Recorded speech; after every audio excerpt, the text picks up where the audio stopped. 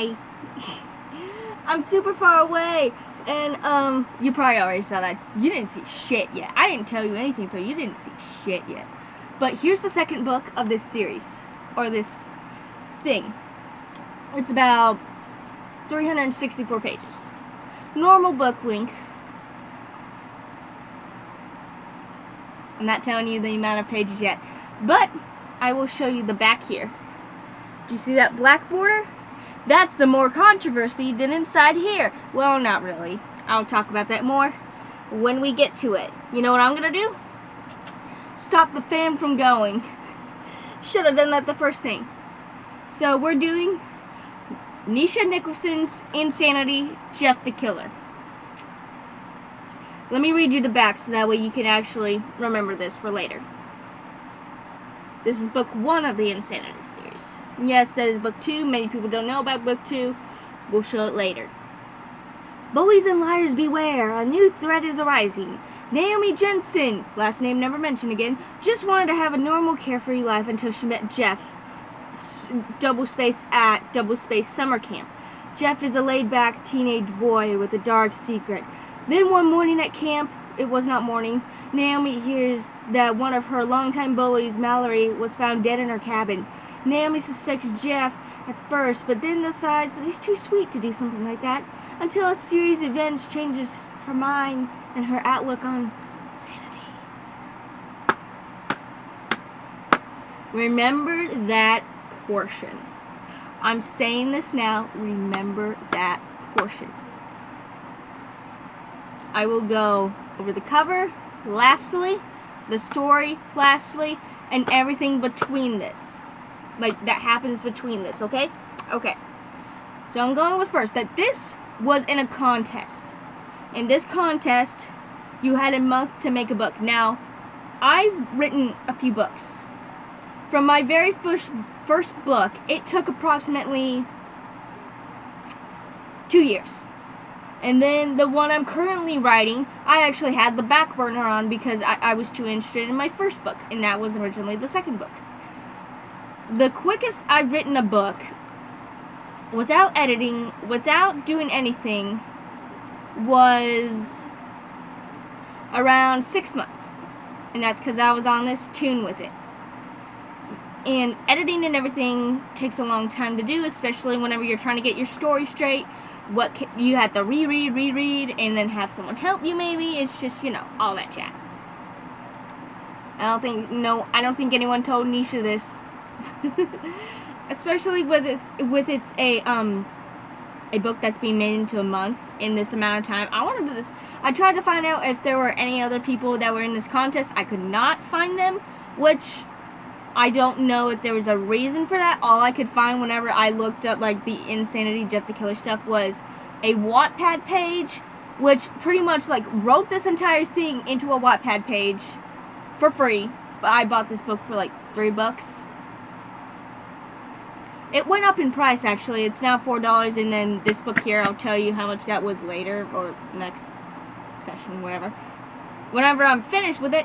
So, let's get on with the tabs. Oh, look at them pretty tabs. They take over almost every single page. Orange and blue are the amount of times the semicolon is used. Now, the semicolon can be used to continue a sentence, such as, like, a long sentence for the comma, but it's not used all the time unless, like, say you're making a list, such as book, shit, fire, you know, that sort of thing. Then there are portions where you can use it in describing something such as, this book was a pile of shit, but everyone knows that in between because it's been done to hell and back. Yeah, that sort of thing. So let's just begin. Let's not.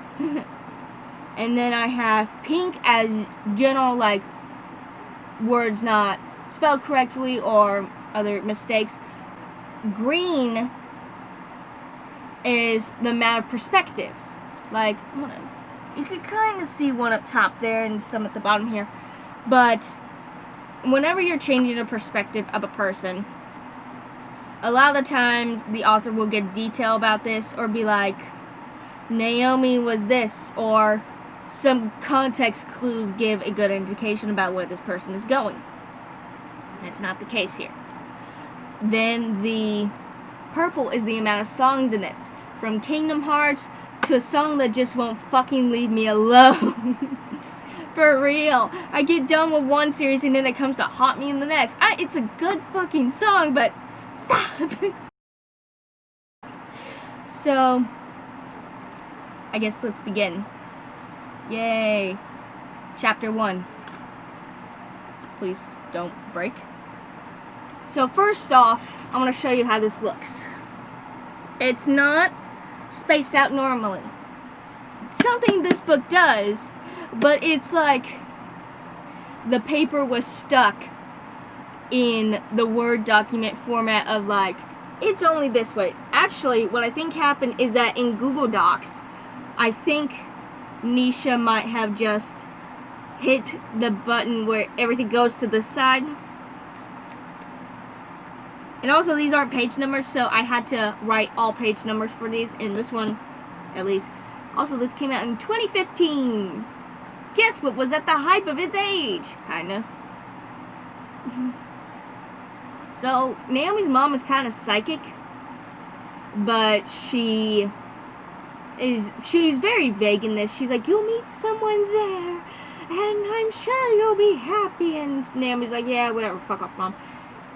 Naomi is pretty much what happens whenever a main character inserts themselves in a killer story. Very common for people in this way, and also, it's also common for people to have Japanese names whenever there are creepypasta characters around, because creepypasta characters, anime lovers, they all combine to make a shitty book. Actually, I've read some like Reader X Reader stories. Oh yeah, did I mention that this thing is basically a Reader X Reader stories? That's why none of the characters are described except for Jeff and a few other characters in here. Yeah, forgot to mention that. So chapter 1 is that we come to a camp called Camp Ivy, and Jeff and Naomi meet up for a little bit. They're down by this river. They get to talking. It's all fun and games for about 3 pages. For real, 3 pages, and then shit's already starts happening. Jeff is like a thing, not a thing really, but like there's issue with a girl named Mallory, and Mallory and Naomi are not friends whatsoever. They do not like each other. Also, it's raining, or if it's thundering, I apologize. I decided to do it in the worst time ever. So, to describe Mallory, she's pretty much a blonde and green eye. She has blonde hair, green eyes, and she has pink, pink, pink, pink. Yeah, pretty much. Pink, pink, pink, pink. She's also a beauty pageant person, whatever that comes into play later. But Naomi and Mallory fight. Jeff does not help in the slightest. And Naomi comes up with like a scratch here. She's like got more scratches all on her. And also, she doesn't tell a single counselor. She doesn't tell shit. Like, Naomi, you were just attacked. Okay? You have a witness. Tell someone. We also get Sally and Jane, who are Mallory's bunkmates. Doesn't matter if, like, I call them out. It really doesn't matter. Because the original Sally and Jane come later. Does not matter whatsoever in this scenario. And after all this, like, Jeff comes to talk to her. They get better. Naomi's just like, whatever, man. Puts on her headphones and listens to generic song number 3. A lot of the songs in here, it's like stuff I would listen to, like 3 Days Grace, Skillet, Kingdom Hearts a lot of the times, which Kingdom Hearts has good songs, but it's like, we have different stuff, people.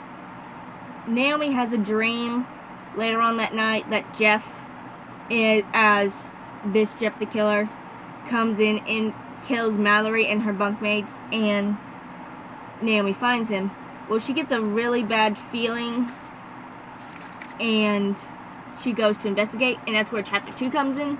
Chapter 2 has it where Jeff does kill for them, like kills Mallory and everyone in the bunk. And when he hears someone coming, he hides, and it turns out to be Naomi. And he's like, oh shit, how did she know? Or like, what? How did she know I was here? And all that jazz. And pretty much, she runs away, does not tell a single soul. Jeff doesn't tell a single soul. He's going to tell her. He really is, but not now. So yeah, zoom, zoom, zoom, zoom, zoom. He says the go to sleep thing, blah, blah, blah. She spells Kool-Aid, C-O-O-L-A-I-D. You can spell it the normal way, everyone knows. So, the camp counselors, they find the dead bodies and everyone has to go home, pretty much. And Naomi's mom, like, helps Jeff home, which, whatever, I guess. So, what ends up transpiring is, like, the two getting close together, and then this weird line comes in. You laugh at people getting hurt too? Huh? Oh yeah, it's funny if I'm not the one getting hurt, he laughed more. I laugh at my mom all the time when she chokes. Psychopath in the making, I see. Also, I want you to also remember that Naomi is 16, and I believe they say the same thing about Jeff, but it's not known. We also get to meet Lou whenever they drop home, and you'll never guess why, because Naomi and Jeff live close together. So, yeah. So the two, again, begin to talk, like, whatever, blah, blah, blah, whatever shit, shoot the shit, oh my god. Phone beeps. I just remember that, and I saw it, and I'm like, oh yeah, phone beeps. So, Naomi turns on the news to see that Mallory's mom is on the news, and she's like, I don't know who would want to hurt my baby. Well, except for one person in particular, and she happens to be next door, and she happens to be like worse enemies with my little Mallory, who was supposed to win her 7th spelled wrong beauty pageant, little girl. And yeah, after that's heard, all of like the news people come in and are like, did you kill Mallory? And she's like, no. I proved that she hurt me though. And she shows her arm and she's like, hey, she cut me with this pink sparkly knife. And everyone looks at her mom and goes, did your daughter have a pink sparkly knife? And she's like, well, and then everyone's like, oh, come on kids, come on people, nothing to see here, doesn't matter, some kid is dead. Nope. Regardless, like it's just the one person, not the other two care. It doesn't fucking matter. So, yeah, whatever, yeah. The two exchange numbers, whatever, blah, blah, blah. Chapter 3. I want to tell you how this is so...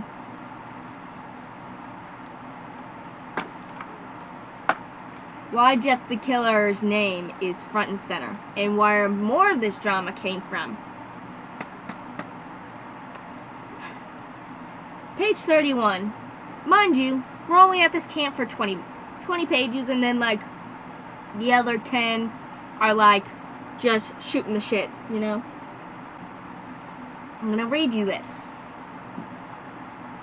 You tell me where the similarities are to this. To a little other story. Do you hear what? Naomi asked and took her headphones out. I listened closely and sounded like skateboards. Lou stood beside me. 3 guys jumped over the fence on skateboards. One of them was skinny as a twig. One was huge, and the other was just normal size and had a hat on. The guy got off their skateboards. Looks like we got some fresh meat, the normal kid said. Oh great, it's you, Naomi said. Back off, girlie. Let me introduce my friends here to yours, the kid in the hat said.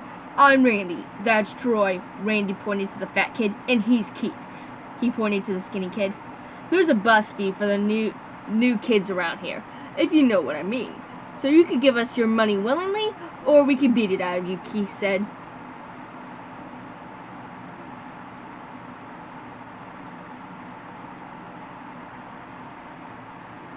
Jeff the Killer.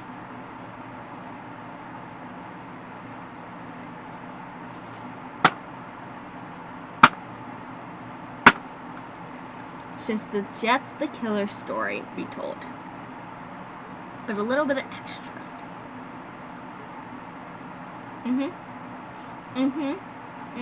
Yeah. Yep. So if you don't know the original Jeff the Killer story, basically Jeff gets like this thing of like, I need to save like us and Lou, and then they beat each other up. But Naomi and the two run back to Jeff's place, and they stay there for a while.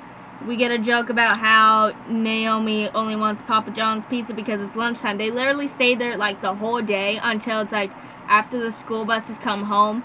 Like, mind you, Jeff and Lou are the new kids on the block. So like the school doesn't call the parents, like they don't even call the police or anything, and that's what bothered me in the original story too. But yeah, that happens. Like, Jeff is gonna tell her that he killed Mallory and the rest of the bunkmates. He doesn't. Lou kind of makes him embarrassed. And yep, whatever. Also, Lou is supposed to be 3 years younger than them. 16, 15, 14, 13. He maybe is supposed to be 13. He acts 8. Like, how he acts. He acts 8. Also, we get Ben 10 Omniverse. I don't know why, but was that around? I think that was around still. The two confess their love for each other. Doesn't matter because it doesn't do shit to the plot. It doesn't. So yeah, a little while later, the infamous, like, Lou says that he was the one who hurt Keith, Troy, and Randy.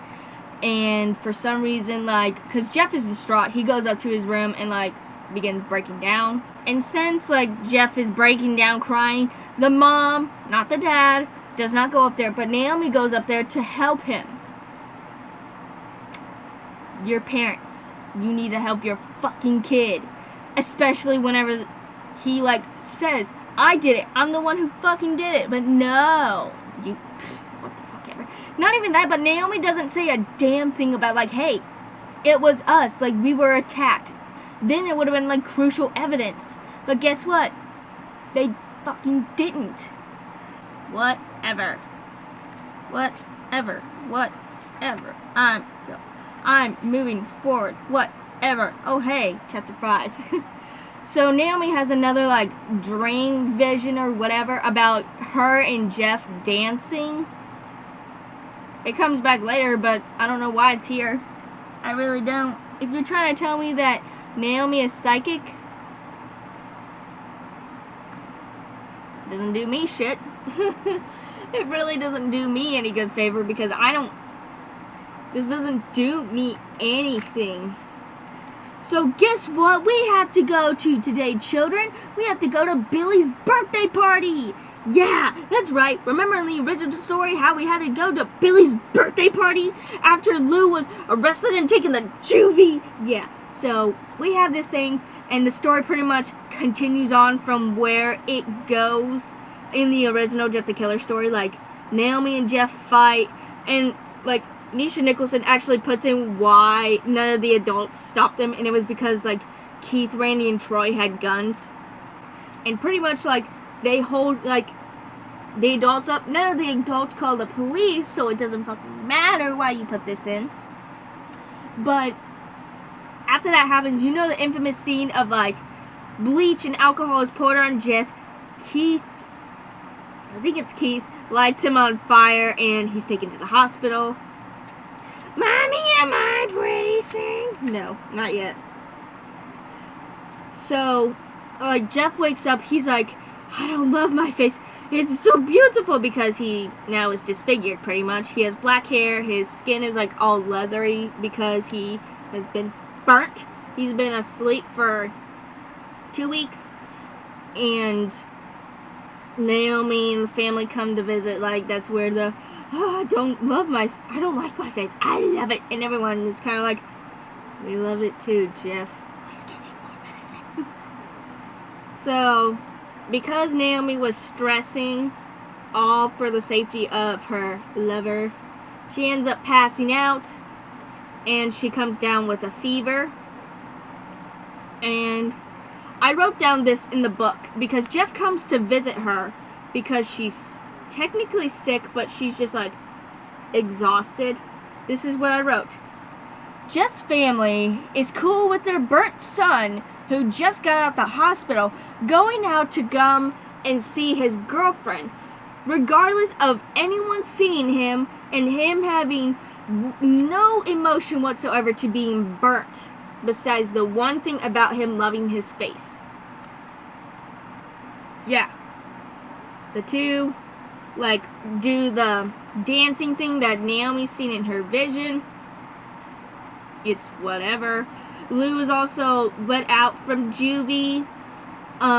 There is two other things that I have issue with that. One, he got out like a little while ago. And two, no one shows the emotion of like, oh my god, my son was burnt, like what the hell do we do? Like, they're just like, you could go see your girlfriend, whatever, fuck it. No one has an issue with it. No one is like, hey, you need to be careful. Hey, this thing. Hey, that thing. Yeah, Keith and Randy.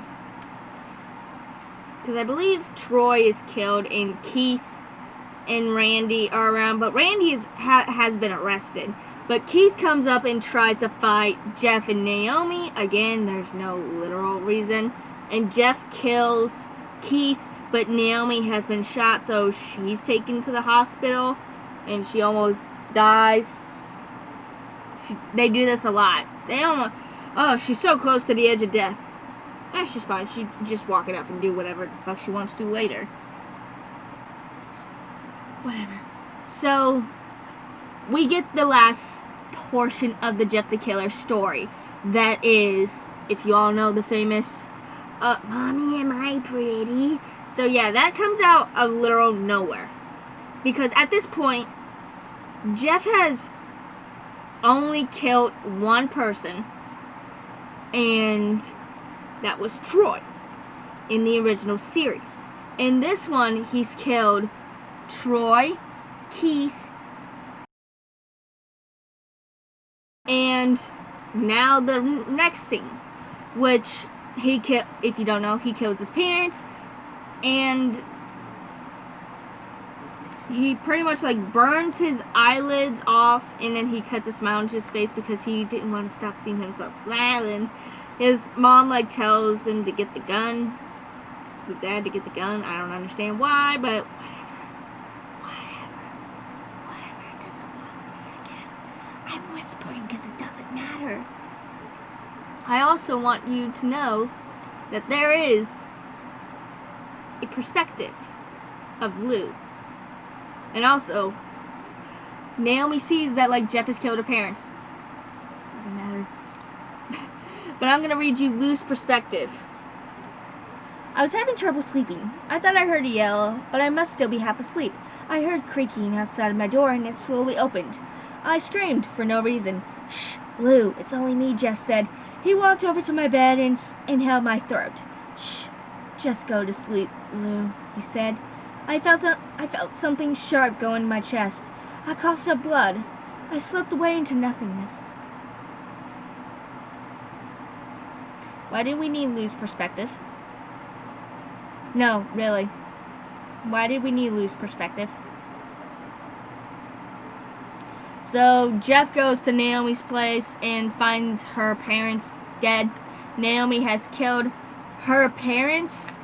There's no reason for it, like, at all. There's really no reason to be doing this. Like, does not give an indication. Does not show that she has any hatred for her parents, unlike, like, what Jeff's parents fucking did. Even then, like, Jeff's parents kind of didn't, like, deserve it until the end. Even, like, fucking Lou didn't deserve to do it, and he's just a shitty brother. Shut up, phone. So, yeah. Jeff and Naomi run away together. And here's one of the news reports that actually is, like, a thing saying news report as a perspective. This just in, we have news about two teens, Jeffrey and Naomi, have gone missing from the same neighborhood. Naomi Jensen, Jeffrey Woods, that they say in the fucking book. Why the news reporter has no idea about this, I don't know. I don't know. So, if you don't know the beginning part of Jeff the Killer story, there was a boy who was, like, nearly killed by Jeff the Killer, but his dad came in and stopped him, like, partially, but the police came and he escaped. Well, this time, the dad was killed because Naomi was behind him, and while the news reporter and this kid are talking, Jeff and Naomi come in and kill them. Like, thanks, I guess. We get an epilogue portion to the second book, which is Jeff and Naomi find the Slender House, and here are the characters that we are introduced for the second book. Tiki Toby, Sally, Smile Dog, Masky and Hoodie, Ben Drowned, Eyelash Jack, who will now be known as EJ, but Laughing Jack's not in the next one, so it doesn't fucking matter, and Slender Man. And I want you to know this last portion. It comes in handy for the second book. And I am Slender Man. There were other killers, but they are followers of Zago, and sometimes they may want to fight you. The tall man in the suit said. So, we've met everyone. Now what? Jeff asked. 75 pages. 75 fucking pages. 20 of them were to this back portion. Oh, I want to burn this thing and watch it be on fire. Here's my recollection of here's how I should have done it. Have the story about the camp be the main portion. I get that maybe the Jeff the Killer story might have been needed to be put in there, but this thing won first prize in this contest.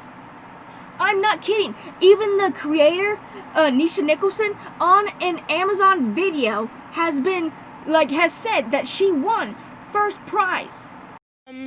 Hello everyone, I'm Nisha Nicholson, the author of this book. I just wanted to say I wrote this when I was 15, and so I completely understand if you guys hate it. I mean, I had no idea what I was doing at the time. I was just writing for a contest, which I won, and so if you'd like, I can try rewriting it. I don't know if I'll have the time, but the second book has gotten some good reviews, and just disregard the first one. I know it's really bad. Even I hate it. So, thanks for buying it, and I will see you soon. How? Was first prize that she got to have this book printed and the next book printed? Because, for real, this is not first prize. I read the remake of the Jeff the Killer story that was an actual contest back a while ago. That thing deserved first prize. This thing does not deserve first prize.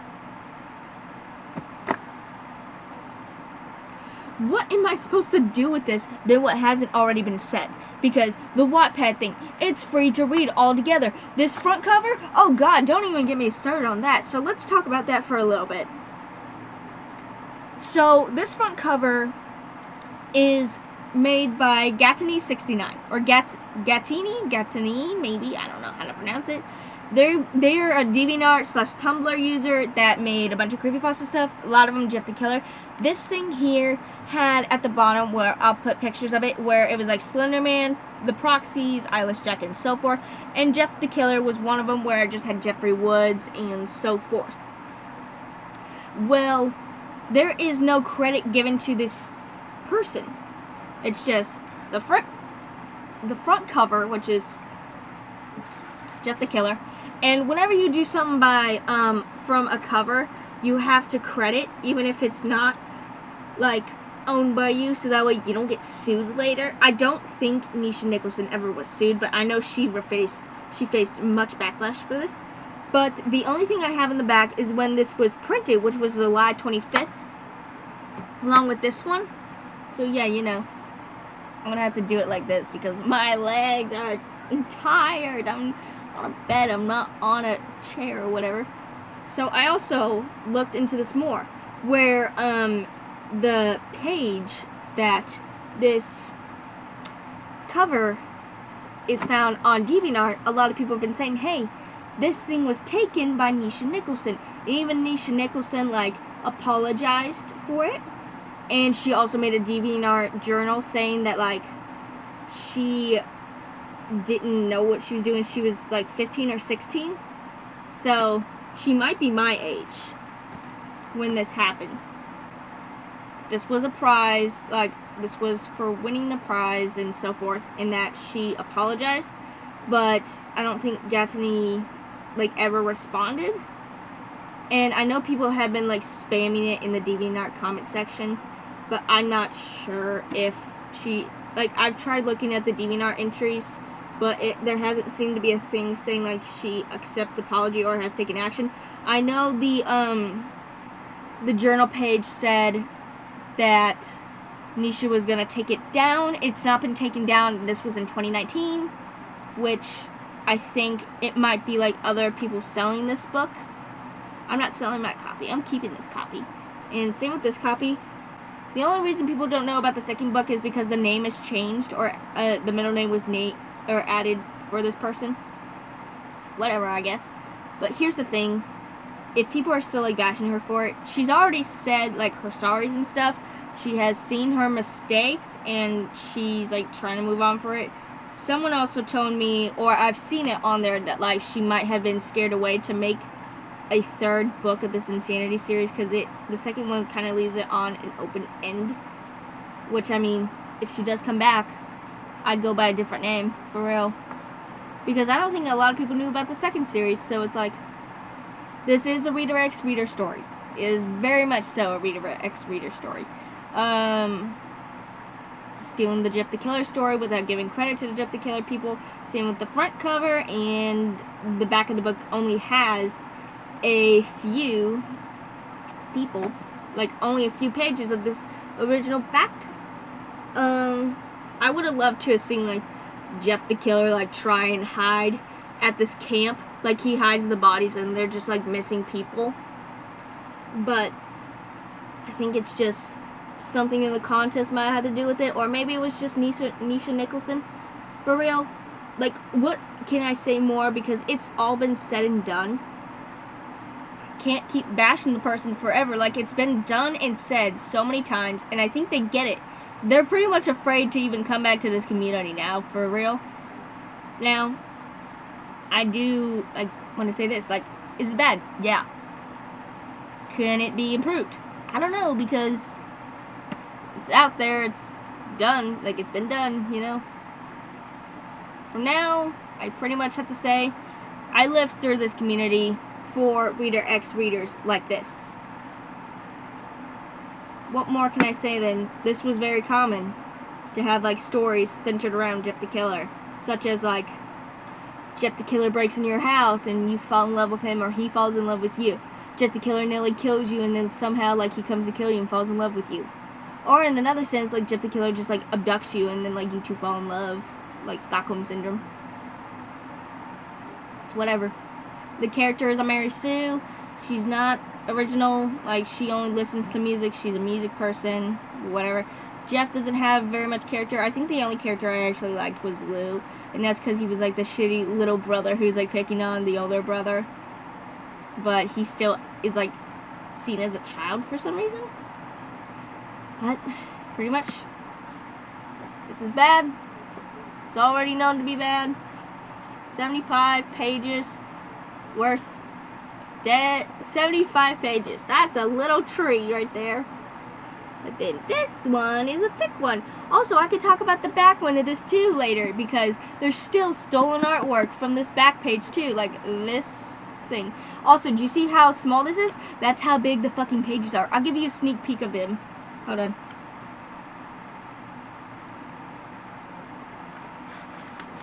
This is unacceptable! Unacceptable! This is unacceptable. This is unacceptable. Nope, this is unacceptable. Waste of paper. That's all I have to say. Very much what said.